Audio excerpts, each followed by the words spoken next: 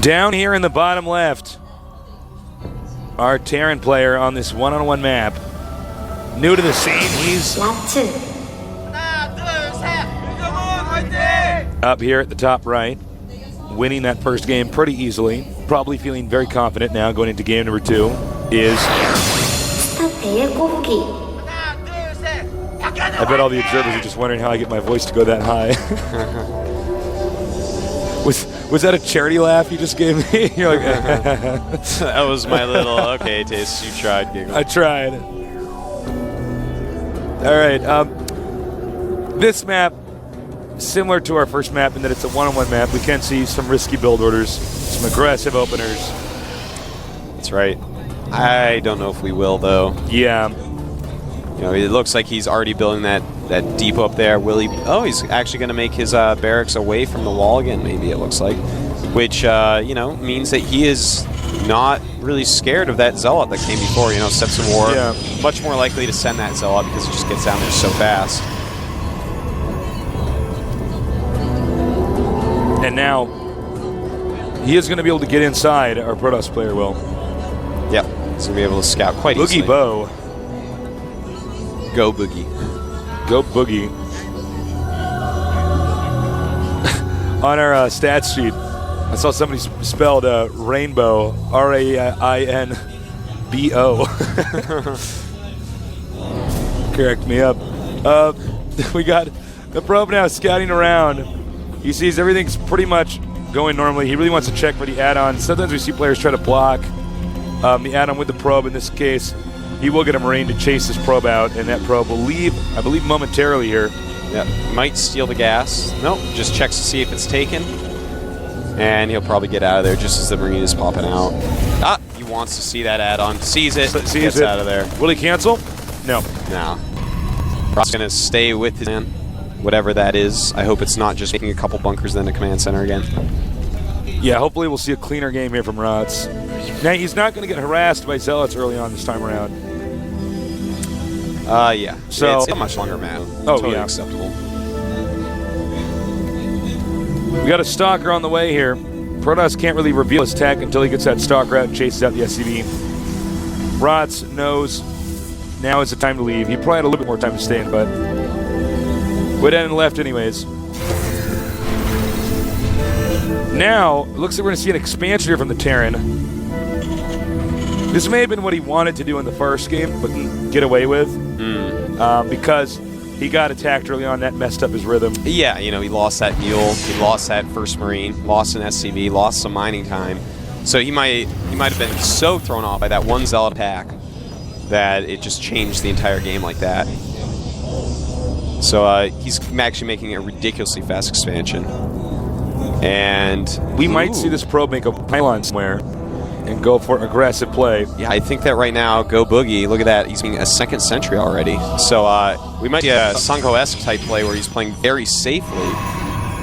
You know, it's funny that Marauder did not spot. Barely did not spot pylon. We may see a warping in attack as well. It's definitely a possibility since he sees such a fast command center. Well, does he have any chrono boost saved? He has one saved up. We can use that to chrono boost the gateway and come in from a very interesting angle here. I don't know if Rache is going to survive this. Well, you know, he's not got a ton of units. He's trying to power up a little bit, but he does have a reactor barracks, a tech lab barracks, and a naked barracks, so he can produce a decent amount of units. Thing is, his stim has just started, so yeah, it looks like these Stalkers and Sentries, they are coming down, and yeah, I think this could be a really good attack by GgoBooGie. Let's get ready. Having those additional Marines is huge. You wouldn't think it, but they can just take a little bit extra damage and allow the Marauders to dish out the serious stuff. Here we go. SCVs have moved. Guardian Shield. Terran cannot really engage with the Guardian Shield on. And he's actually so confident, he's just going to go in and do it. That's right, just targeting right away. Has to be careful about those SCVs dealing the extra damage, though. You see Terran debated putting a bunker down. Opted not to. Really using that superior Stalker range. Nice controller. He needs to get the Sentry farther back. Sentry not with enough energy to do anything quite yet. Saving up for another force field. But he has actually just done so much damage. He might actually get this command center. Oh my God. He's going to get it. And it is gone. Wow, Rache cannot be feeling well right now. Yeah, Rache right now is probably like, oh God, you know, it's my first TV match, and I'm getting destroyed here. I think we're probably going to see him just all in counterattack. Realistically, our Protoss player probably should not be doing this. He's so far ahead at this point.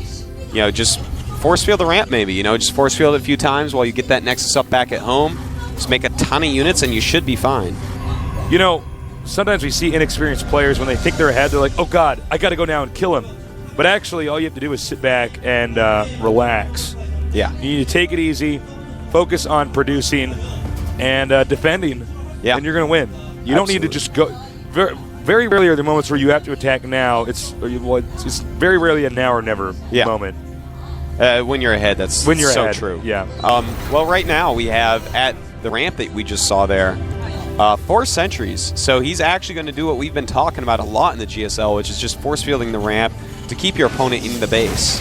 You know, how is he going to get out against this? It's extremely hard. He's going to have to do something tricky. You know, maybe get a medevac, drop some stuff outside, do a little flank, try to snipe some sentries. But those sentries are gaining so much energy right now.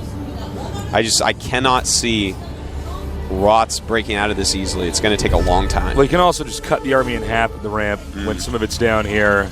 Just box the rest off and win an unfair fight. That's right. And we can see Terran's going to peek. Sees 4 sentries. He's probably like, oh no. Rough moment here. I do empathize with our Terran because I have been in situations where I'm being filmed and I'm losing terribly. It happens to the best of us. It happens. If you just compete enough, you get in the situation. But once you have enough experience, you know, playing with people watching you, or with the world watching you, even in this case, that's when eventually you can just focus on actually playing the game. And by the way, talk about unfortunate timing here. Protoss is going to spot this. Whoops. Yep. Excuse me. Spot and this. And just going to go straight home. Yep. Smart move there. See, Rache had to set up for that little flank. And it does get him back up. I'm actually really impressed by GgoBooGie. He's playing a very good game, quite solid. And now, Terran has 2 options, expand or try to kill him now. Now he's behind, but I don't know if he can actually engage the Protoss' army. Yeah. I think he's actually going to play a safe, standard, careful game, because look at that. He's not only expanding, but he's getting a reactor for his starport, which means this time he's like, oh, yeah, bunkers don't work against Colossus. I need Vikings. So I think he's calmed down quite a bit, despite getting way behind early, and he just wants to go for this economy game now. So it's going to be up to the Protoss to decide, do I want to engage now? He's going to make this into an orbital command, and you know, after that, the Terran's economy is really going to start to pick up. That's right. You know, the double mules are going to be able to catch him up a lot quicker than he would have otherwise. Now, this is curious because Terran looks like he's going to engage, which I don't know if I agree with because his economy hasn't picked up. Yeah, I think he's just going to do some fake pressure. Ooh, maybe a little drop as well, though. You know, unfortunately for him, though, GgoBooGie is getting ready for drops already. Has some stalkers sitting on the edge of his base to catch any drop ships. And now he's going into a lot of units mode where he gets a lot of units. A lot of units mode, indeed. Looks like Terran is going to drop. Or at least, it wouldn't be unwise for him to park the medevac over here and just wait for the Protoss to leave and then drop. But it looks like he's just going to go for it. This is not going to go well. He's going to see those stalkers. And wow, GgoBooGie with a really good reaction. The second he sees that medevac, goes right after it. The medevac is moving out now. Terran, by the way, can spot everything with this observer here. Now I like this. Hallucination almost done for our Protoss player. Now he could use this for a lot of different ways. He can make some extra Colossus hallucinations. I think that's going to be actually the future of hallucination. I'm not even kidding. Getting fake Colossus. Sorry, go ahead. I was going to say also, right now, a lot of Protoss players are using it to scout in Protoss for Zerg. Yeah, with the Phoenix. Yeah, you make a couple Phoenix ones, and you can scout the whole map, and the attack makes Overlords move if they're not on hold command. So, you know, your creep gets messed up, your scout gets messed up. So, yeah, hallucination is a great spell in this game. Much better than in StarCraft 1. Oh, yeah. Well, it's much more accessible now. And it's not with a unit that normally you the Starcraft 1 it was with the Templar. It's like, do I want Psy Storm or do I want Hallucination? Yeah. LOL. But sometimes, you don't need that many force fields. Looks like Terran's going to take out the destructible rocks, allowing access to the gold base over here. Now, our Protoss player is making a lot of units. As you see the supply, 150 to 110. He has a very big supply advantage. Terran scans himself to check if there is any observer stalking him right now. And notice that Zealot legs are being upgraded with charge. So those Zealots are going to be able to close with the Terran army a lot better. If Zealot legs completes, and it just now is, it's going to be very tough to take on the Protoss' army. Protoss is just looking too solid. I like taking this expansion here in this situation because he's already ahead. He can play defensively now and take safe expansions. He doesn't have to make a bold move. Like our Terran player will have to take the gold expansion. I also like how he took it very safely. He waited a while. He had enough units, and look at this. He is using those Colossus, just as you were saying. Tasos probably should put him in the front. This factory is going to get destroyed. And they do go to the front. See the blue ones? Those are fake. Fake. They're posers. That's right.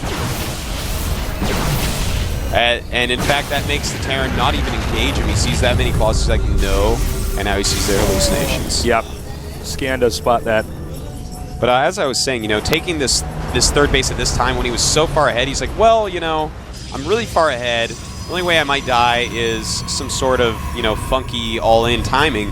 I'll make some extra units, get some really good upgrades, and then take that third base, but still not attack. And that's really nice because now he's going to be 3 base against the Terran 2, up a base once again, and our Terran player is just playing catch-up this entire time.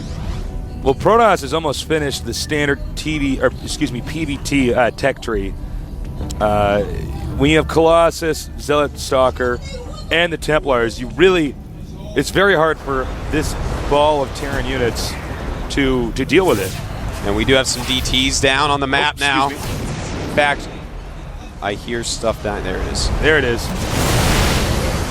Nice EMP there. Yeah, uses the EMP to uncover it. Unfortunately, this is looking really bad for him. He's got so many Marines, Marauders, and Vikings, but with High Templars being joined in to GgoBooGie's army, as Colossus, has some sentries in there, a ton of units, and High Templars, that is just going to pulverize anything GgoBooGie has, and GgoBooGie can not be feeling confident at this point. Certainly not. GgoBooGie is feeling confident. Yeah. Rots isn't feeling confident this time. Oops. It looks like the DT is going to see if he can force a scan or even force an EMP. Yeah, he's getting so much further ahead. The amount of money that Terran loses, having to move all his SCVs makes it worth making that Dark Templar. He's getting so far ahead at this point. And basically, Rots can't take a base. He realizes that things are looking bad. Maybe he'll engage soon. He's got to get those ghosts up there and EMP the High Templars, though. High Templars are just going to massacre this Marine heavy army. Of course, the High Templars. Yeah. Of course, the High Templars can feedback the ghosts, which makes it kind of interesting to watch Ghost against High Templar. Yeah, feedback, one of the best things in the game. Look at that. Nice. Beautiful size storm. Weakened up all those units. Oh, God. This is going to be just disgusting, Tasteless. This is going to be pretty brutal. Nice EMP, but it doesn't matter. Vikings getting a lot of kills right here. And, Zealots against SCVs. Colossus backing them up. Sorry, Rots. Maybe next time. Yeah, hopefully they'll come to another GSL. Hopefully we'll see him again. GG. And that is that. That is that. That was a pretty straightforward game. GgoBooGie makes it look easy. I hope you guys sent in some questions. That's right. I forgot to mention that, we're supposed to mention it ahead of time, but you can always submit your questions, and Artosis, who is like the best interviewer of StarCraft pro gamers, might pick out your question. That's quite a specific thing you to are be like the best at. The best interviewer, you know that? You're like of StarCraft pro gamers. The Barbara Walters of StarCraft interviews. She does very good interviews. The Larry King All right, there of you go. StarCraft That's interviews. a little bit better.